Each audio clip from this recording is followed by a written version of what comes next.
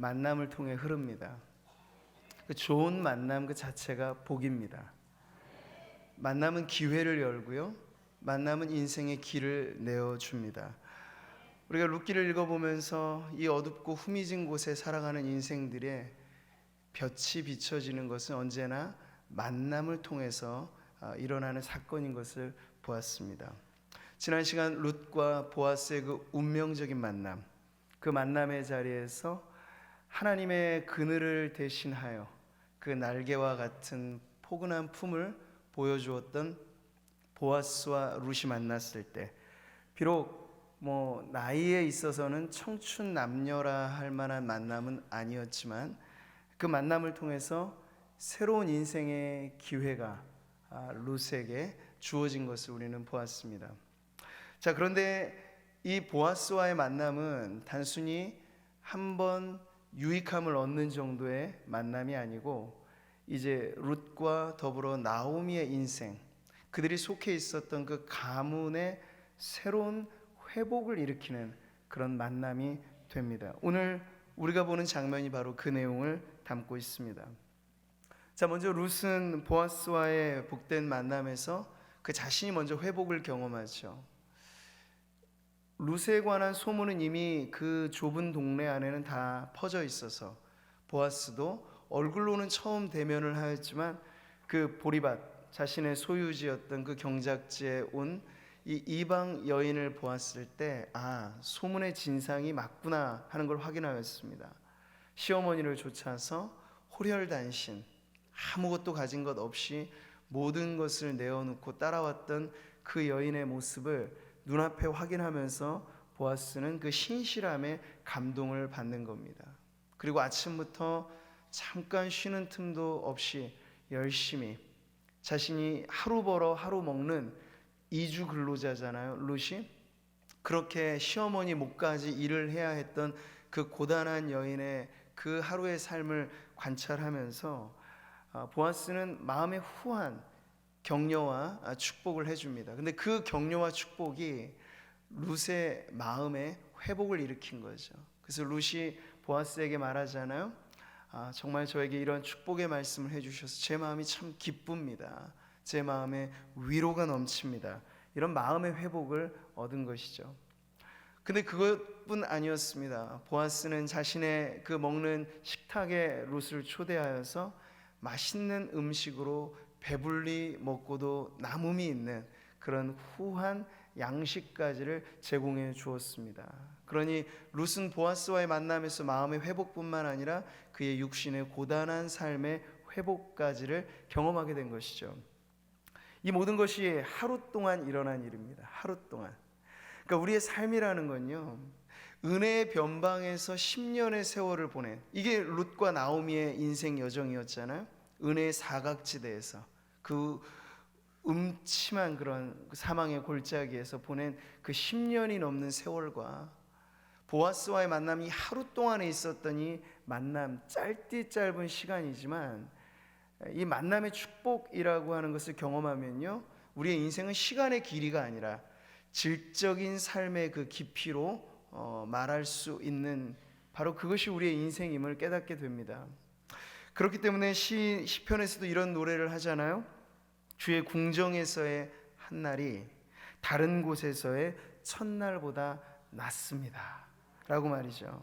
그러니까 악인의 장막에서 호의호식하며 사는 것보다 저는 내 하나님의 성전 문지기로 있는 게 좋습니다. 성전 앞을 쓰는 마당새가 돼도 좋겠습니다. 이런 말이죠.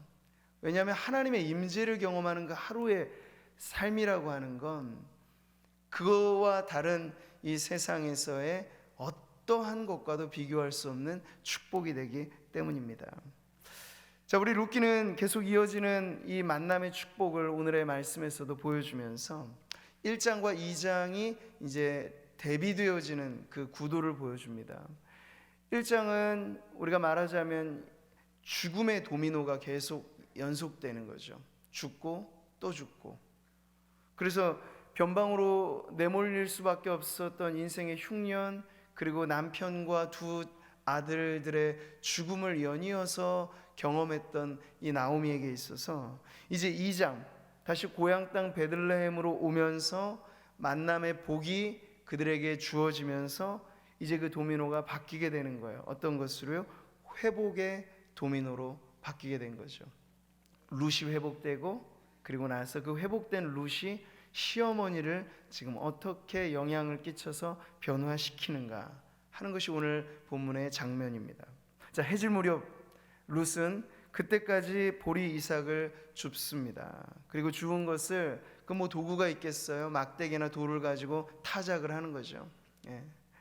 온종일 피곤해 지쳤을 텐데 어땠을까요? 룻은 보아스의 호의 덕분에, 배려 덕분에 한 짐 가득하게 타작할 이삭을 주었던 거예요. 마냥 즐거웠을 겁니다. 그래서 그 소득의 결과가 한 에바라고 말을 합니다. 오늘날의 도량형으로 말하면 한 22리터 넘는, 그러니까 한 짐 가득한 이 보리 이삭을 주운 거죠. 이 정도 분량이면요, 나오미와 룻이 한 일주일 정도는 근신이 이렇게 이어가면서 먹을 수 있는 정도의 분량입니다. 참으로 넉넉한 수확이 주어진 거죠. 그래서 이 타작까지를 마치고 룻은 등짐 가득히 이 수확물을 가지고 돌아옵니다. 그 발걸음이 참 가벼웠을 겁니다. 자, 한편 이른 아침에 며느리를 그 생활고에 시달리다 못해 일용직 근로죠. 어떻게 보면 거기에 보내야 했던 시어머니 나오미의 마음은 초조했을 겁니다. 해가 뉘엿뉘엿 지는데도 며느리가 돌아오지 않아요. 이 낯선 땅에서. 그 마음에 얼마나 걱정과 초조함이 있었을까요? 이방인에게 그다지 호의적이지 않는 자신의 동족들을 알았기 때문에 갈 때부터도 이것은 정말 누구인가의 은혜를 입지 않으면 순탄하지 않은 일이다라고 하는 건 누구보다 나오미가 잘 알고 있었습니다. 그래서 나오미에게 이 하루는 얼마나 길게 느껴졌을까요?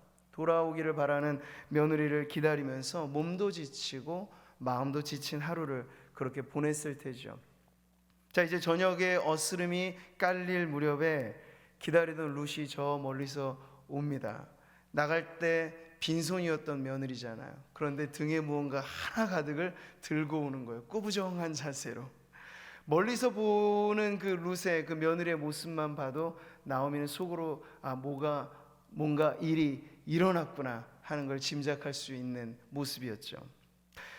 아니나 다를까 집에 들어와서 룻은 하루 동안의 무용담을 늘어놓듯이 진귀한 일을 이제 말하려고 합니다. 그보다 앞서 자신이 어떤 일을 경험했는지를 증거물로 그 한 보따리 보리 이삭을 주면서 시어머니에게 보여주며 말을 하죠. 이게 물론 정식으로 추수한 것 아닙니다. 남들 눈치 보면서 쉬지 못하면서 그렇게 주었던 양식이죠. 근데 그게 끝이 아니고 거기에 더하여 하루 종일 사실 시어머니의 배도 얼마나 고팠겠어요. 그 시어머니를 위해서 자신이 먹다 남은 게 아니에요. 먹다가 못 먹은 음식이죠. 시어머니 생각하며 눈물이 삼켜질까 못 먹고 가져온 음식을 어머니에게 기쁘게 드리는 거예요. 어머니, 제가 고생만 하고 돌아온 게 아니라 이렇게 배불리 먹고도 남은 게 있어서 어머니와 함께 나누려고 이거 가져왔어요. 이야기를 하는 거죠. 자, 이 모든 상황을 보면서 나오미의 마음에 지금 놀라움이 일어나는 거예요. 와, 이게 무슨 일이 일어났구나 하는 걸 지금 알게 되는 거죠. 사실 우리가 이제 나오미의 내면을 좀 들여다보면요, 혹독한 세월을 지나면서 나오미의 마음은 사실 굳어질 대로 굳어 있었을 게 분명합니다. 우리의 마음이라는 건요, 항시 열려지지 않거든요. 그리고 마음은요, 한번 마음에 상함이 생기고 문이 닫혀지면 쉬 열리지 않습니다. 근데 나오미가 지금 웬만한 일들로는 이제 꿈쩍하지도 않을 만큼 마음이 굳게 닫혀져 있는 여인이에요. 네. 그런데 딸 같은 며느리 룻이 붙쫓는 사랑으로 계속해서 그녀 곁에 있으면서 인간 난로 역할을 해준 거죠. 온정을 계속 느끼게 해주면서.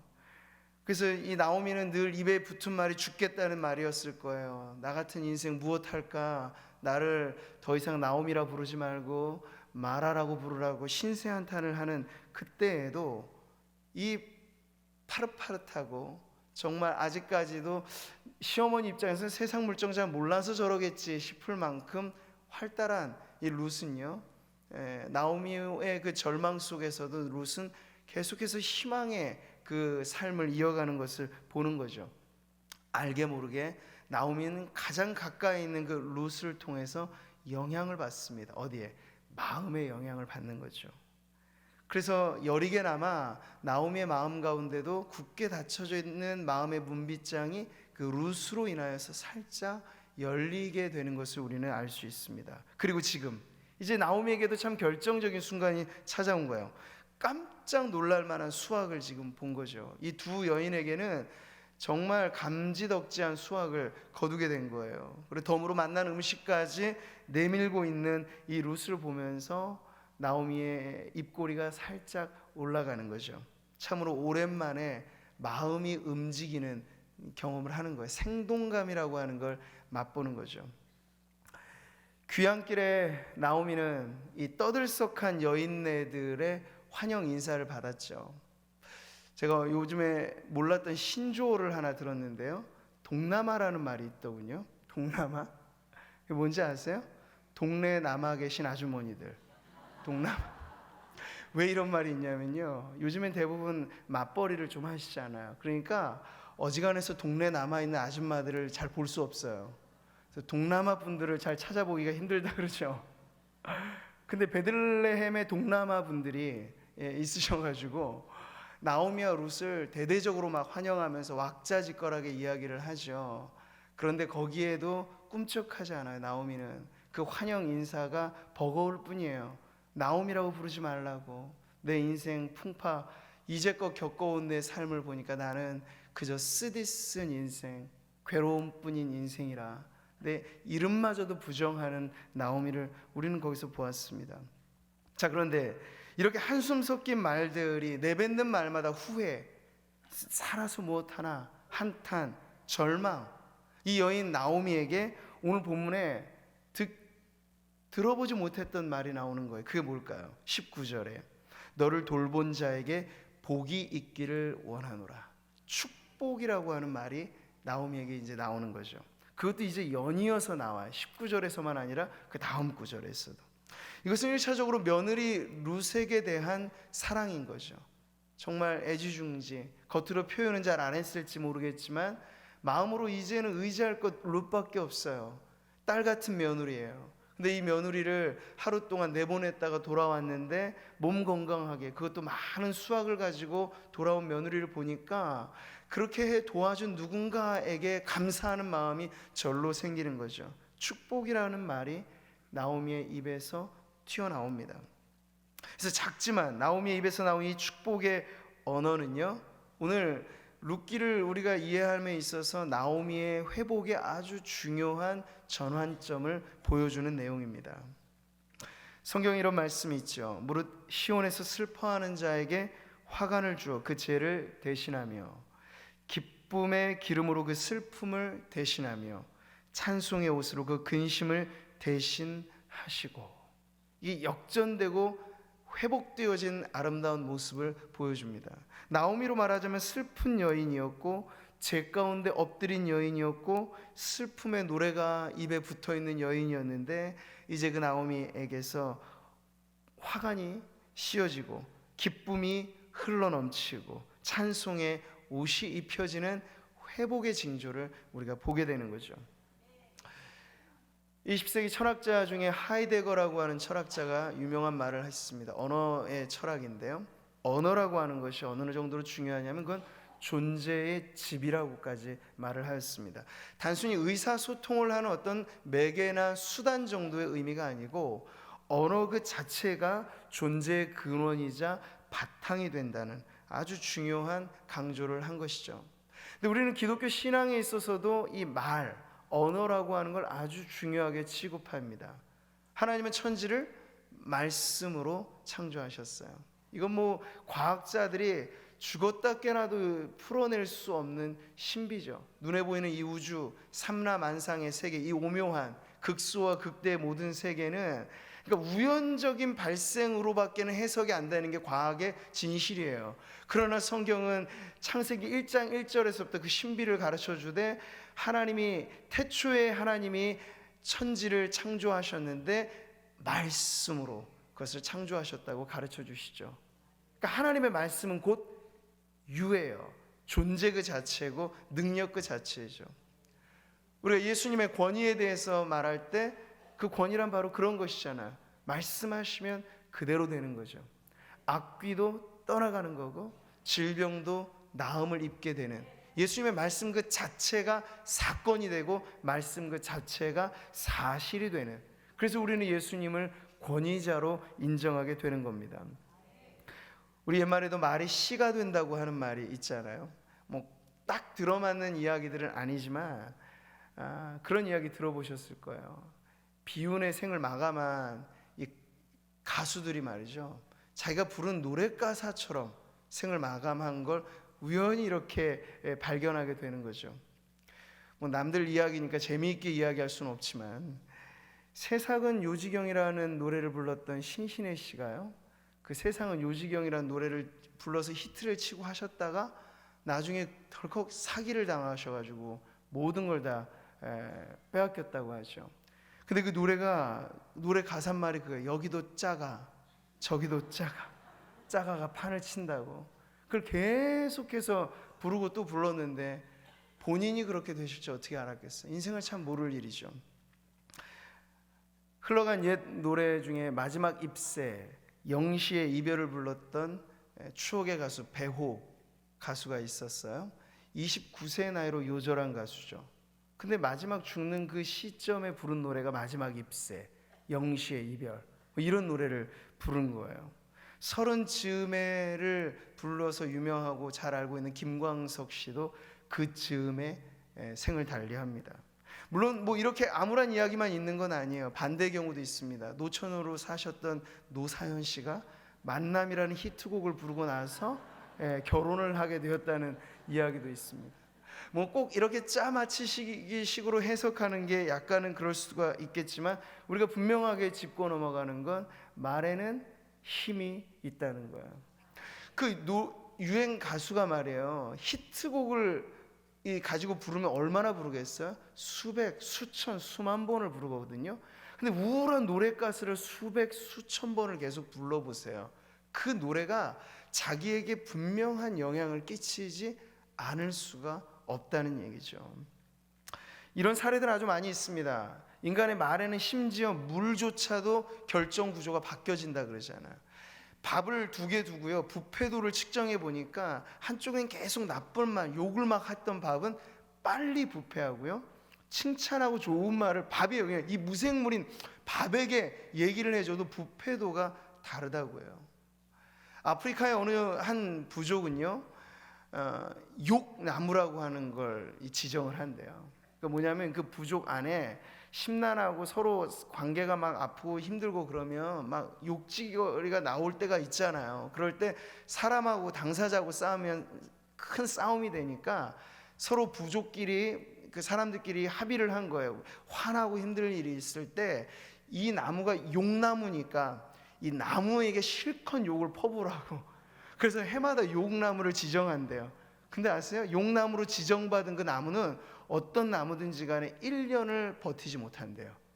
사람들이 그 나무만 보면 욕하고 퍼부으니까 1년을 더 살지 못한다는 거예요. 계속 욕나무를 새로 지정하면서 그런 재미난 이야기도 있습니다.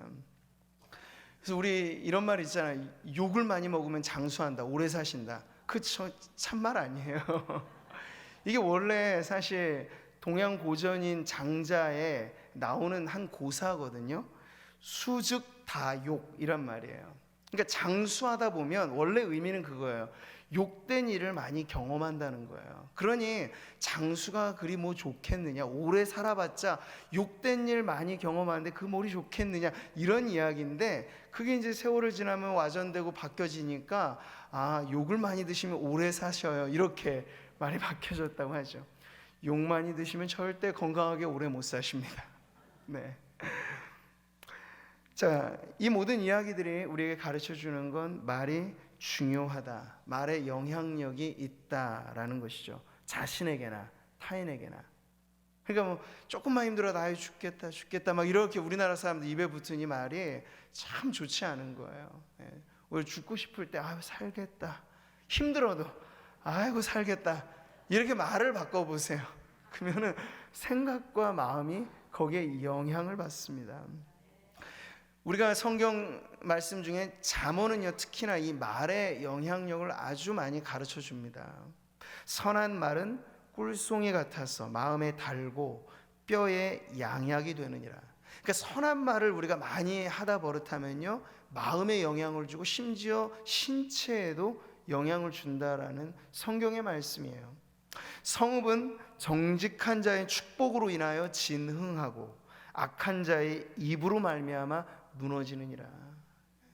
그러니까 요즘에 저는 세태를 보면서 꼭 그렇잖아요. 익명성이 보장되어지는, 요즘에도 뭐 무슨 트위터 계정이니 뭐니 해서 어느 유명한 정치인 그 공방이 계속 이어지는데요. 자신의 이름이 없은 이 익명성의 그 바다에서 얼마나 서로를 죽이는 말들이 가득한지 몰라요. 우리 아이들이 거기에 사실 고스란히 노출되어져 있는 상황이죠. 근데 한 개인의 흥망성쇠가 이 말에 영향에 달려있다는 거예요. 그러니까 아이들이 어린 나이에 사실 좌절하고 청소년기의 스트레스의 제1순위가 뭔지 아세요? 성적 아니에요. 친구들과의 관계가 스트레스의 제1위라고 하더라고요. 그것 때문에 죽고 싶은 마음까지도 아이들에겐 드는 거야. 그게 뭐냐면 무심결에 한 말이에요. 그냥 아무 생각 없이 뱉은 말이에요. 근데 그 말이 독이 되어서 비수가 되어서 누군가 가운데 꽂힐 때 그 누군가의 삶이 명을 달리할 수도 있게 한다는 거죠. 자, 이렇게 불운한 생을 이어왔던 나오미, 여러 많은 불행한 일들을 겪으면서 이 나오미의 세계관이 얼마나 어두워졌는지는 분명하죠. 처음에 물론 시작은 자기의 선택이 아니었어요. 베들레헴의 흉년이 불어온 것도 자기의 선택이 아니고 이주를 결정한 것도 가장이었던 엘리멜렉의 선택이었을 게 분명합니다. 거기서 남편이 죽은 것 자기의 선택의 문제가 아니었어요. 두 아들을 떠나보내는 것 역시도. 자, 그런데 그 다음에는 어땠을까요? 이러한 인생의 쓰디쓴 고통을 경험하면서 산다는 건 이런 것 하면서 아주 비관적인 세계관을 갖고 불평과 절망의 말들을 계속해서 내뱉는 건 그 나오미의 선택의 문제죠. 나오미가 결정했기 때문에 나오는 말들이었던 거예요. 자, 그러니 보세요. 이 수없는 세월을 사는 동안에 나오미는 그 살아있는 삶의 현장에서 찾아보자면 충분히 할 수 있는 감사를 잃어버린 거예요. 제가 지난 추수감사주일에도 말씀을 드렸잖아요. 그러니까 우리는 사실 상대적인 비교를 가지고 절망하기에 더 익숙한데, 상대적인 비교를 가지고 만약 희망을 퍼올린다면 우리는 얼마나 지금 희망할 것들이 많은지 몰라요. 건강하다고 하는 이 사실. 오늘 우리 한상시 장로님이 암 수술을 서울에 올라가서 받으셨는데 오전 7시 30분에 수술이 시작해서 10시 반까지 3시간에 걸쳐 수술이 잘 은혜 가운데 마쳐졌습니다. 그래서 제가 권사님 통화를 해보니까 회복이 한 2시간 정도로 예상했는데 1시간 정도 해서 깨어나셔서 지금 회복실에서 건강하게 있으시다고 하나님 앞에 감사의 고백을 하셨습니다. 자, 그런데 한번 비교해 보세요. 이런 부분들에 있어서 우리가 평상시 모를 그저 건강하게 무탈하게 사는 것 자체가 말하자면 감사의 고백이거든요. 얼마든지 다른 건 없어도 건강이 우리 안에 있다는 것만으로도 우리는 감사하고, 연약한 중에도 하나님의 도우심으로 약이 잘 듣는 것도 감사하고, 좋은 의사 만나 수술하는 것도 감사하고, 회복이 빠른 것도 감사해요. 그러니까 사물의 어두운 면만을 보면 어둡지 않고 반대면은 언제나 빛이거든요. 그걸 보면 감사하고 축복이고 하나님을 찬양할 것들이 많은데, 나오미와 같은 인생관을 갖고 살아가면요 모든 게 다 이것 때문에 내가 이렇게 망했어, 저 사람 때문에 내가 이렇게 됐어, 불평과 원망밖에 안 하기로 결정을 하면 그러한 불만밖에는 나오지 않는 거죠. 자, 그런데 이런 나오미의 존재가 지금 새로워지고 있다는 거예요. 쉽지 않은 변화였는데 회복의 시작 징조가 보이고 있는 거죠. 축복의 말들로서. 그래서 축복이라고 하는 건요, 하나의 씨앗입니다. 이 축복을 뿌리면 그 말의 씨앗에서 반드시 좋은 것이 거두어지게 되어 있습니다. 19절의 말씀에 너를 돌본 자에게 복이 있기를 원하노라. 20절을 이어서 그가 여호와로부터 복받기를 원하노라. 이게 지금 나오미가 하는 말이라는 게 참 관심 있게 우리가 보아야 할 대목입니다. 그런 점에서 오늘 우리 입에는 어떤 씨앗이 가득한지를 한번 돌아보시죠. 어떤 씨앗이 많으신가요? 축복의 씨앗입니까? 아니면 저주의 씨앗입니까? 우리는 어떤 말들로 우리의 언어에 이 존재의 집을 짓고 있습니까? 우리의 인격의 집을 짓고 있습니까? 믿음의 말인가요? 아니면 불신의 말인가요? 추수감사절을 지나왔지만 우리는 늘 하나님의 말씀을 받고 삽니다. 범사에 감사하라고. 하나님께 감사할 이유는 다른 곳에 있지 않고 하나님이 선하신 분이기 때문에라고, 변함없이 우리와 함께 하시는 임마누엘 하나님을 바라볼 때 언제나 감사하라고. 그런데 우리는 자신을 오늘 돌아보면서 이 하루 동안의 삶에서도 감사의 언어가 많으셨나요? 아니면 불평과 불만의 말들이 많으셨나요? 감사를 잃어버리지 않으면요, 넘어져도 감사한 거예요. 고깃덩어리 들고 가족들과 함께 먹으려고 가서요, 근데 돌불에 걸려서 넘어지면 보통 사람 같으면 재수없다고 막 이렇게 욕이라도 하고 싶을 건데, 감사가 입에 붙은 사람은요, 아이고 넘어져서 좀 아프지만 후루를 털고 일어나서 야, 고기는 좀 떨어뜨렸지만 내 입맛은 변함없으니 이것도 감사합니다, 고백할 수 있는 거죠. 네. 우리 입 안에 어떤 씨앗이 가득하신지, 그것이 뿌려지는 족족 말에는 영향이 있고 그 열매를 거두게 되니 우리가 이제부터라도 이 입에 담긴 씨앗을 좀 바꾸어 가시기를 바랍니다. 가시돋친 말들이 아니라 축복과 격려의 말들. 자기 자신에게 대해서 먼저 그러셔야 돼요. 늘 아침에 거울을 보실 때 하나님의 형상으로 아름다운 당신을 축복하는 거예요. 누구? 내가 나 자신을. 거울에 비친 내 모습을 보면서 참 아름답다라고 말할 수 있는 그런 축복의 말들이 있으면요, 주름마저도 아름다워지십니다. 인상주름이 아니라 아름다운 미소주름이 생기면 그럼 100만 불짜리 얼굴이 되시는 거예요. 그런 미모를 갖추고 살아가시는 우리 이 자리에 계신 모든 성도님들 되시기를 축복합니다. 자, 하루 종일 기다리던 며느리 룻, 이 힘겨운 노동의 결과로 얻은 수확물입니다. 룻을 칭찬해 줄 일이죠. 그런데 나오미가 짐작하는 바가 있는 거예요. 이건 룻이 혼자 아무리 발버둥 쳐도 이런 수확을 거둘 수 없다는 게 뻔하거든요. 아, 여기 뭔가가 있구나 짐작을 하는 거죠. 그래서 이제 나오미가 질문 공세를 하는 거예요. 예, 오늘 도대체 너 어디 간 거니?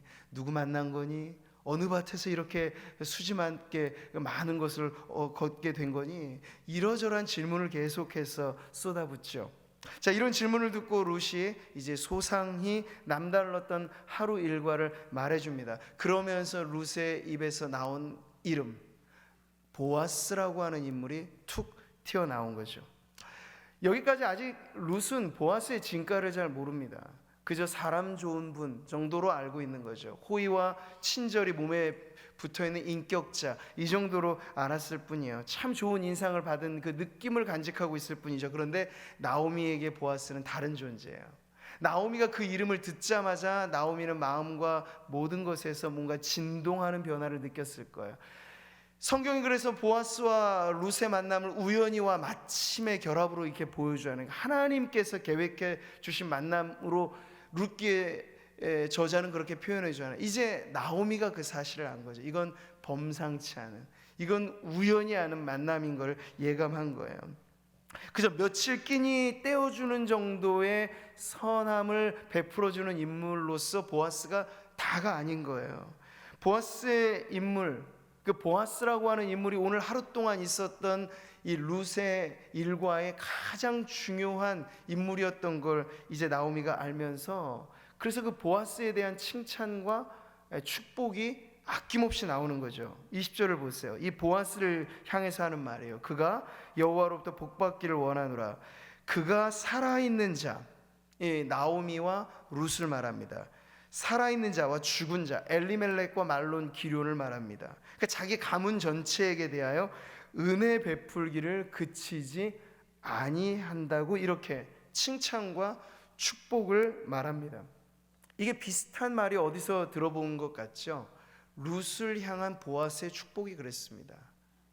이 룻의 지나온 길을 돌아보면서 그 룻을 칭찬해주고 또 축복해주는 말을 보아스가 했던 거예요. 근데 지금 나오미가 이 보아스급의 이 축복과 칭찬을 지금 나오미가 해주고 있다는 거예요.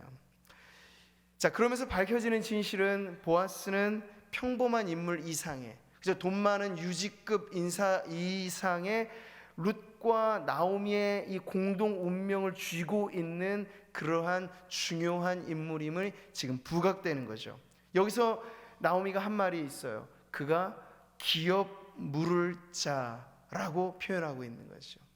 그래서 룻기에 있어서 가장 중요한 두 단어를 말하자면 하나는 헤세드, 하나님의 인애, 또 하나는 고엘이라고 하는 기업 물을 자, 구속자, 바로 이 단어인데 나오미가 그걸 알았던 거예요. 보아스라고 하는 인물이 바로 며느리와 나의 운명을 바꿀 수 있는 그러한 유력한 자, 그런 영향력 있는 인물이라고 말해주고 있는 거죠. 즉 여기서부터 이제 룻기에서 보아스라고 하는 인물이 전면에 부각이 되고 앞으로 보아스가 어떻게 그 일을 해 나가느냐에 따라서 두 가녀린 여인의 운명이 바뀌게 되는 그런 핵심 인물로 등장하게 되는 것을 봅니다. 이제 보아스의 재발견, 이걸 누가 해줍니까? 회복된 나오미가 해주는 거예요.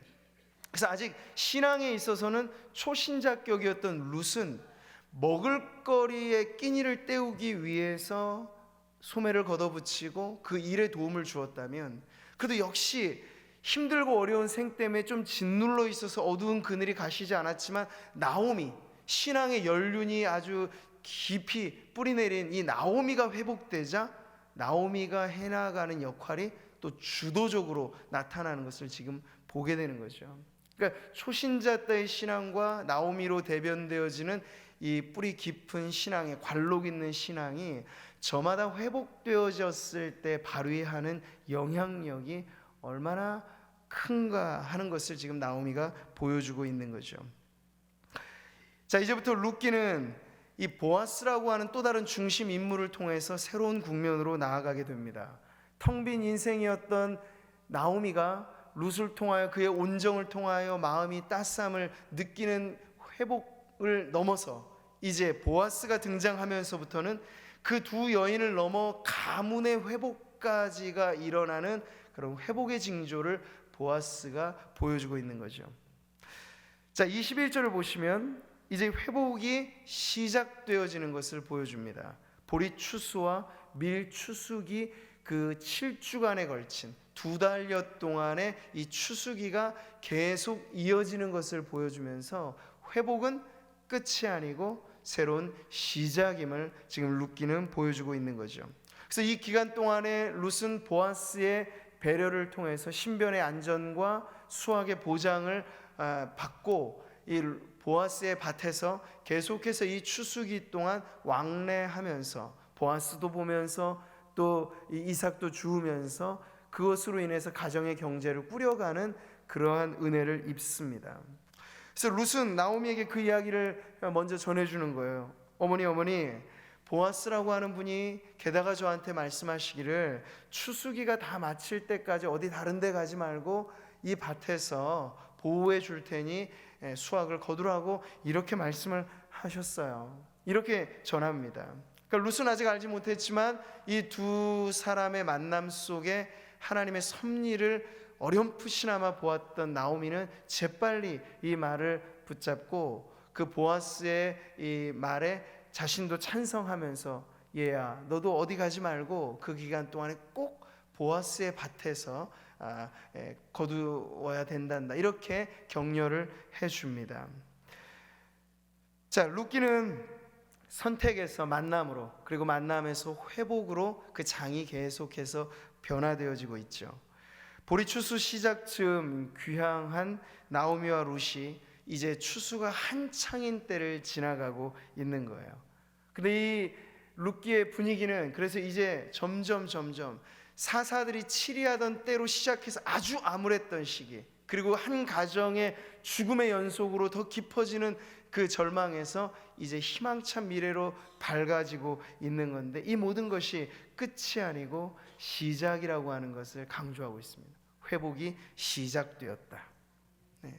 역시 그렇습니다. 우리 신앙에 하나님께서 만남을 통하여 복을 주시기 시작할 때 그것은 끝이 아니고 새로운 시작의 출발이라고 하는 것을 보여주는 거죠. 끝날 때까지 결코 끝난 게 아니라는 사실이에요. 하나님이 마침표를 찍기 전까지 우리의 인생은 여전히 살만한 인생이라는 사실입니다. 믿음을 가지고 보면 산자의 땅에 우리가 오늘 있다는 건 죽으라는 의미가 아니고요, 살아서 하나님께 영광을 돌리라는 의미입니다. 그러니 오늘 우리가 이 자리에 함께 모여서 하나님의 만남 속에 교회를 이루고 공동체를 이루고, 룻과 나오미 세상 천지 의지할 게 단 둘이었잖아요. 근데 우리는 이렇게나 많으세요. 주변을 둘러보시면. 그래서 사람 인자 한자가 보여주는 건 서로를 기대는 형상이잖아요. 교회라고 하는 공동체는 이렇게나 탄탄해서 기대고 나누고 할 목장이 이렇게나 많고, 함께 나누고 얼싸안으며 위로해 줄 수 있는 공동체가 우리 안에 탄탄하게 버티고 있으니, 신앙으로 살아가는 성도들에게는 여전히 이 세상은 살맛나는 세상인 줄 믿습니다. 그러니까 보여지는 쓴물과 단면의 어두움만을 보지 마시고요, 지금 우리가 어두운 밤을 보고 있다면 지구 반대편은 쨍쨍 해 뜨는 날인 거예요. 동시간대 빛과 어둠이 공존합니다.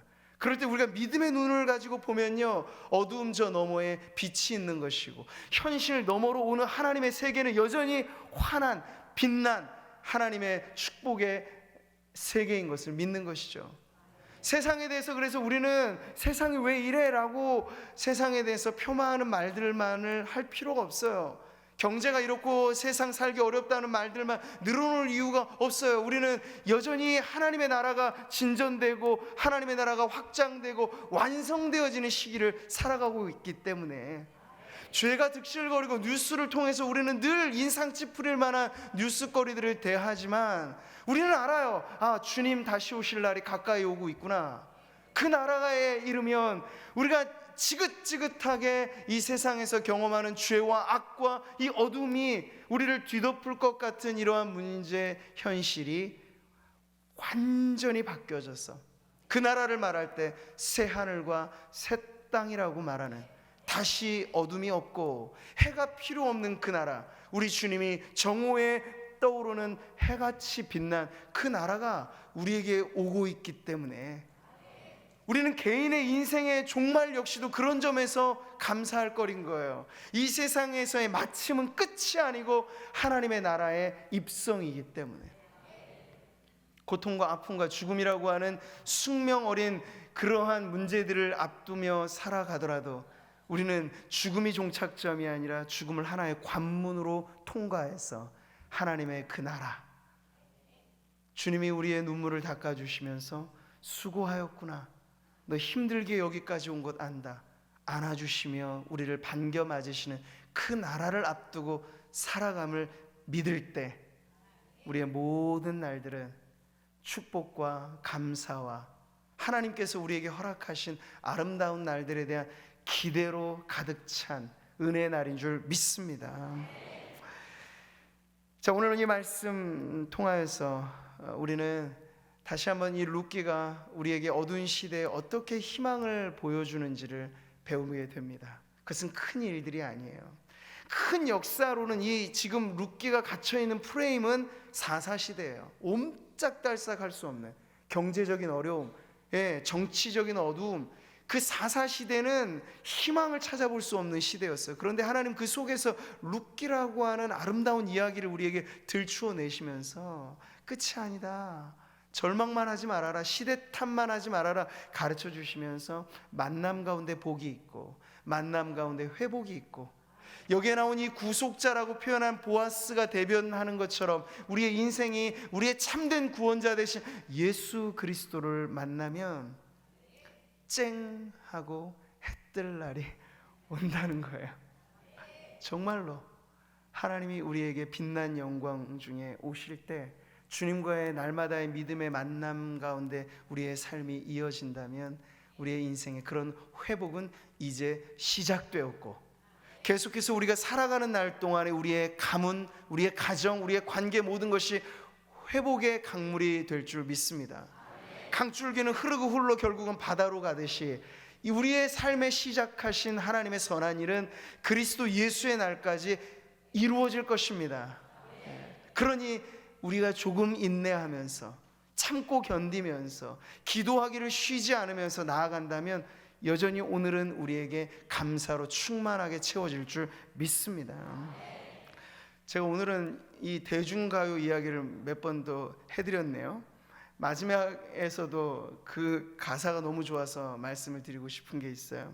80년대 건전가요가 유행할 때 해바라기라고 하는 그룹이 아주 좋은 노래를 불렀습니다. 그대 내게 행복을 주는 사람. 아시나요?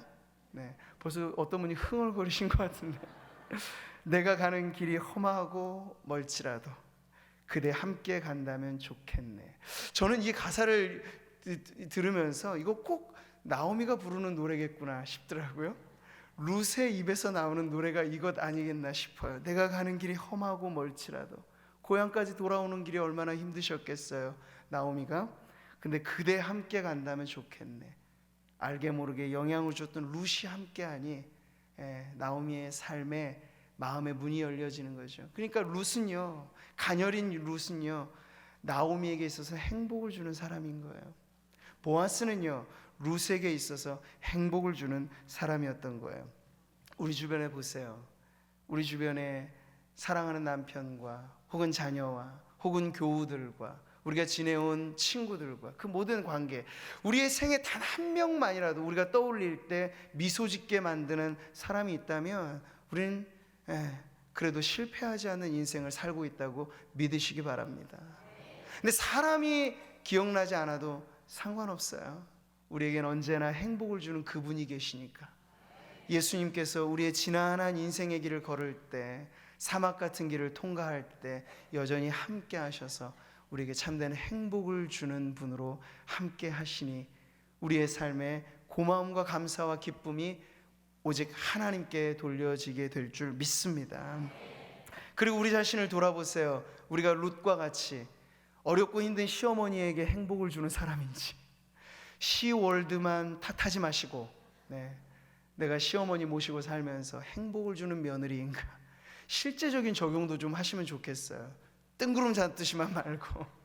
며느리를 데리고 사시는 여러 시어머님들이 계실 텐데 며느리에게 나는 행복을 주는 시어머니인가 돌아보시고, 우리의 목장에서 만나는 관계 속에서 그저 만나기만 해도 웃음 짓게 하는 나는 누군가에게 행복을 주는 사람인가. 누군가 나를 떠올릴 때 집사님, 내가 집사님 만나서 내 인생이 바뀌지 않았어요? 나를 우리 교회에 인도해 주신 집사님 때문에 내가 여기 있잖아요?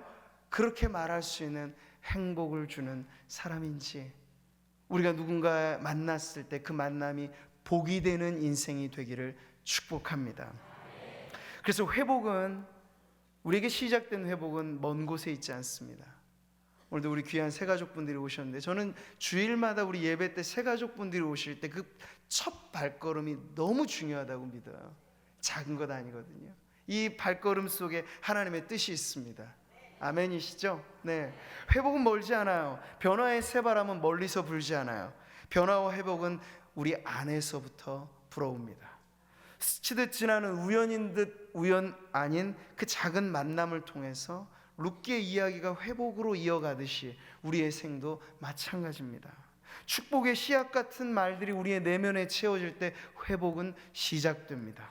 성경은 말씀합니다. 너희는 여호와를 만날 만한 때에 찾으라. 가까이 계실 때 그를 부르라. 가까이 계신 하나님 어디에 계세요? 우리의 일상 속에, 우리의 삶의 시간과 공간의 좌표에 주님은 계세요. 저 우주 어디 머나면 별에 계신 게 아니고 우리의 인생의 시간과 공간의 좌표에 들어오셔서 보이지 않으나 성령께서 우리와 함께 하심을 믿으실 때 변화는 바로 거기에, 회복은 바로 그 자리에 일어나는 줄 믿습니다. 그래서 매 순간을 우리 어릴 때 했듯이 숨은 보물찾기 하듯이 살아가 보세요. 얼마나 재미있으실까요? 네, 숨어 계신 하나님 우리가 발견하는 거죠. 꼭꼭 숨어 계실 때가 있지만 축복된 만남 뒤편에 미소 짓고 계신 거예요. 어떤 우리의 삶에 범상치 않은 사건으로 주님은 다가오시는 거예요. 룻기에 나타난 하나님이 그러하듯 우리의 일상의 평범한 날들 속에 하나님 멀리 계시지 않고 그 뒤에 미소 짓고 계신 거예요. 작고 작은 만남 속에 내가 이것을 준비했단다. 하나님이 예비하신 우리의 인생의 기회의 문들을 슬며시 여시면서 내가 이 문을 너에게 열어주고 있단다. 숨은 보물 찾듯이 우리의 삶에 찾아오시는 그 하나님을 믿음의 눈으로 보시면서 우리의 삶이 회복의 시작, 계속해서 이어지는 회복의 삶을 살아가시는 우리 사랑하는 상목교회 모든 성도님들 되시기를 주님의 이름으로 축복합니다. 할렐루야. 자, 우리 같이 한번 찬양하시고 기도하도록 하겠습니다. 이 찬양 아실지 모르겠어요. 시작됐네 우리 주님의 능력이 나의 삶을 다스리고 새롭게 하네. 은혜입니다. 우리의 일상에 찾아오는 은혜, 만남 속에 찾아오는 은혜, 오늘도 예배 자리에 함께 하시는 그 은혜를 우리가 함께 찬양하면서 우리의 삶에 하나님의 그 은혜를 구하는 기도의 자리에 나아갔으면 좋겠습니다. 시작됐네 우리 주님의 능력이 나의 삶을 다스리고 새롭게 하네. 자유하네. 죄와 사망으로부터 나의 삶은 변하고 나 충만하네. 시작됐네. 시작됐네. 우리 주님의 능력이 나의 삶을 다스리고 새롭게 하네. 자유하네. 죄와 사망으로부터 나의 삶은 변하고 나 충만하네. 은혜로다 은혜로다. 주의 은혜 한량 없는 주의 은혜로다. 주의 은혜 변함없는 신실하신 주의 은혜. 다시 한번 찬양하겠습니다. 시작됐네. 할렐루야. 우리 주님의 능력이 나의 삶을 다스리고 새롭게 하네. 자유하네. 죄와 사망으로부터 나의 삶은 변하고 난 충만하네. 은혜로다 은혜로다. 주의 은혜 한량 없는 주의 은혜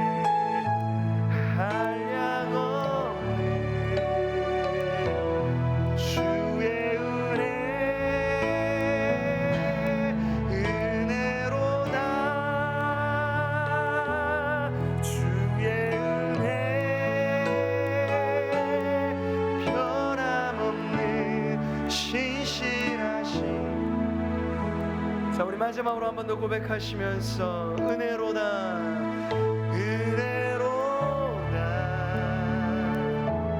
주의 은혜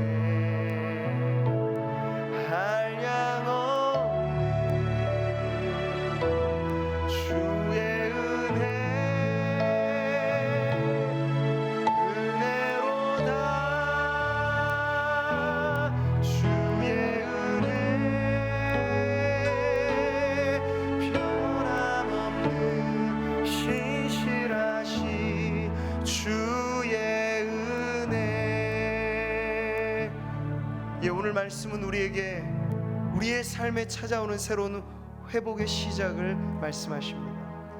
하루 이틀 한 해 두 해 불행에 너무 익숙해지셔서 우리 가까이에 찾아오신 하나님의 은혜를 아예 보지조차 못한 채 살아가는 성도님들이 혹 계시다면 오늘 나오미의 눈을 여시고 그의 입에 이제 더 이상 슬픔과 걱정과 근심의 말이 아닌 축복과 격려의 감사의 말이 나오게 하신 그 하나님의 은혜가 오늘 우리 함께하는 모든 성도님들에게도 넘쳐나시기를 축복합니다. 이 시간 우리 바라며 기도하기를 소원하는 것은 하나님, 우리에게 시작하신 이 변화가 우리의 입술의 말에 그리고 우리의 삶의 행동에 우리가 경험하는 모든 힘들고 어려운 역경마저도 믿음으로 통과할 수 있는 그런 믿음의 변화로 이어지게 하여 주시옵소서.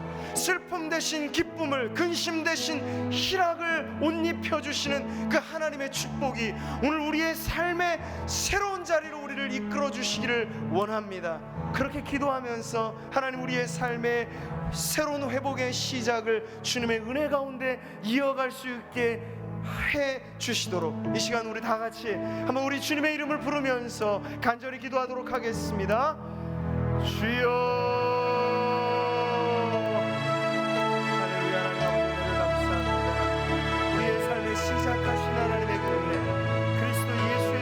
결코 중단되지 않는 하나님의 은혜, 한량없는 그 은혜 안에 우리의 삶이 있습니다. 하나님의 날개그늘 아래 우리를 품어주시고 인생의 순경뿐만 아니라 역경의 순간에도 역풍이 불어올 때도 아버지 하나님 여전히 우리와 함께 하셔서 사망의 음침한 골짜기 눈물 골짜기를 지날 때도 많은 샘의 곳을 발견하게 하시는 주막힌 하나님의 은혜를 하나님의 누리게 하여 주시니 감사합니다. 예, 하나님, 우리가 그 하나님의 은혜 안에서 우리의 삶에 찾아오는 크고 작은 만남 속에 우리의 삶에 터져나오는 일들 속에 하나님의 숨어있는 그 손길을 발견하게 하여 주옵시고 우리의 인생의 숨은 보물을 찾듯이 살아계셔서 역사하시는 그 하나님을 바라보며 아버지 하나님 여전히 살맛나는 인생이라 노래하면서 찬양하면서 감사하면서 회복된 우리의 자아상 우리의 인생을 이어갈 수 있는 우리 모든 성도들 되게 하여 주시옵고 하나님 아버지, 우리의 만남 속에 복을 주신 그 하나님, 우리가 누군가에게 행복을 주는 축복의 통로된 삶을 살아갈 수 있도록 하나님이 우리의 삶을 뒤바꿔 주시고 우리의 인생에 그러한 놀라운 아버지 하나님 변화가 일어나도록 축복해 주시옵소서. 할렐루야. 하나님 아버지, 은혜를 감사합니다. 우리가 하나님의 은혜 안에 살아감을 깨달을 때 우리의 모든 삶이 감사입니다. 때론 넘어질 때 있고 아픔이 우리에게 있을 때 없지 않지만 그래도 감사한 것은 산자의 땅에서 하나님의 은혜가 여전히 우리를 향하고 계시고 끊을래야 끊을 수 없는 그리스도의 사랑이 우리를 붙잡고 계시기 때문입니다.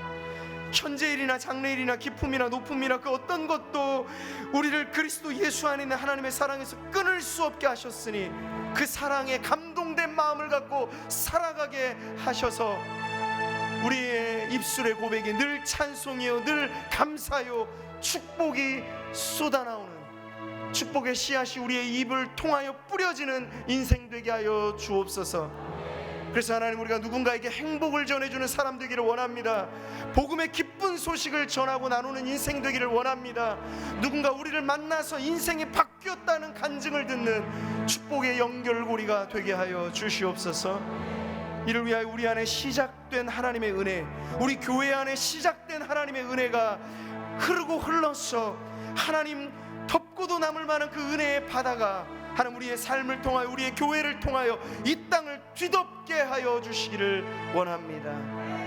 하나님 오늘도 그 주신 은혜에 감사해서 귀한 예물을 주님께 드리는 손길마다 감사는 더해지고 근심은 사라지고 물질로 인하여 걱정하는 일들보다 아버지 하나님 앞에 간증할 고백들이 넘쳐나는 우리 모든 성도들 되게 하여 주옵소서.